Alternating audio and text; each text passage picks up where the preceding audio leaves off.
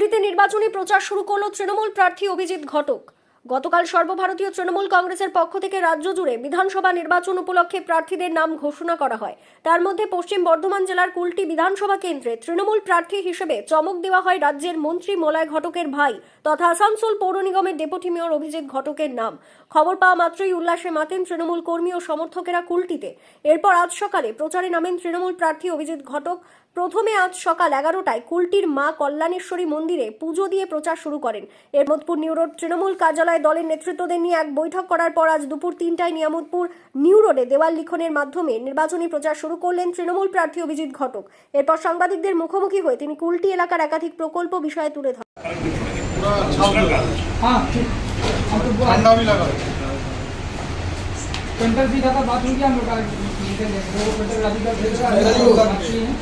Main road है ना झंडा को झंडा झंडा को झंडा प्रत्येक झंडा से पार्टी हां झंडा थोड़ा सा बदली है हम ये मेरे रास्ता बात करवाते हैं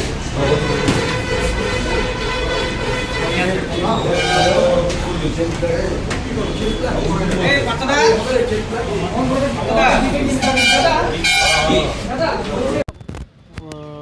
প্রচারে আগের থেকেই আমাদের কর্মীরা নেমেছে এবং কালকে আমাদের প্রার্থী ঘোষণা হয়েছে। তারপর থেকে আমরা আমাদের প্রার্থীর হয়ে প্রচার এখানে সব জায়গায় শুরু হয়ে গেছে। দেওয়াল লেখন থেকে শুরু করে আমরা ডোর টু ডোর মানুষের কাছে বাড়ি বাড়ি যাওয়ার যে কর্মসূচি সে কর্মসূচিও শুরু করেছি এবং এইভাবেই আমরা এলাকায় এলাকায় মানুষের কাছে পৌঁছাচ্ছি। যেহেতু আমাদের মাননীয় মুখ্যমন্ত্রী মমতা বন্দ্যোপাধ্যায় এবং আমাদের নেতা অভিষেক বন্দ্যোপাধ্যায় কুলটি পুনরুদ্ধারের দায়িত্ব দেওয়া হয়েছে আমাকে, এবং আমি দেখতে পেলাম যে আমাদের কর্মীরা প্রচুর তারা স্বতঃস্ফূর্তভাবে এবং নতুন উদ্যম নিয়ে তারা কিন্তু ঝাঁপিয়ে পড়েছে এই ইলেকশনে কুলটি থেকে আমাদের দলকে জেতাবার জন্য। দেখুন, অবশ্যই বিগত 5 বছর এখানে কুলটির যিনি বিধায়ক ছিলেন তিনি এলাকায় কোনো কাজ করেননি, তিনি এলাকার মানুষের কাছে পৌঁছাননি এবং উন্নয়নমূলক কোনো কাজ তার যে বিধায়ক যে তহবিল সেখান থেকে কোনো খরচা তিনি করতে পারেননি।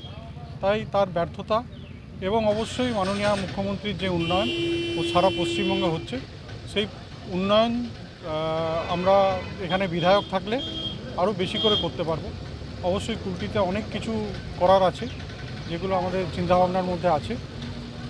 যেরকম এখানে কর্মসংস্থান একটা বড় ইস্যু, এর সাথে সাথে আমাদের পানীয় জলের একটা বিষয় আছে যেটা অলরেডি আমাদের যে প্রজেক্ট কুলটি ওয়াটার প্রজেক্ট সেটা অনেক জায়গাতেই চালু হয়ে গেছে। কিছু কিছু জায়গাতে আরও আমরা পৌঁছে যাচ্ছি, কিছুদিনের মধ্যেই সেখানেও জলের ব্যবস্থা হয়ে যাবে।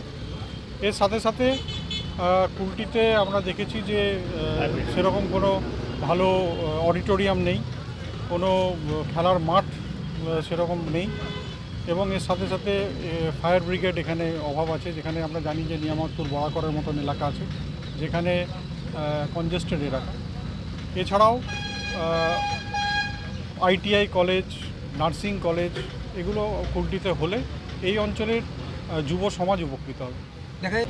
মমতা বন্দ্যোপাধ্যায় মুখ্যমন্ত্রী হওয়ার পরে সারা পশ্চিমবঙ্গে যেভাবে রাস্তাঘাট হয়েছে, বামফ্রন্টে তো কিছু বলার জায়গায় থাকে না, কারণ তাদের সময় আমরা রাস্তাঘাটের অবস্থা আমরা দেখেছি। এর সাথে সাথে বিগত 5 বছরে বিধায়ক যেটা বললাম যে তার বিধায়ক তহবিল থেকে 5টা পয়সা খরচা করতে পারেন। তিনি 3.5 কোটি টাকা মতন তার তহবিলে পেয়েছিলেন, কিন্তু 3.5 টাকাও তিনি খরচা করেননি।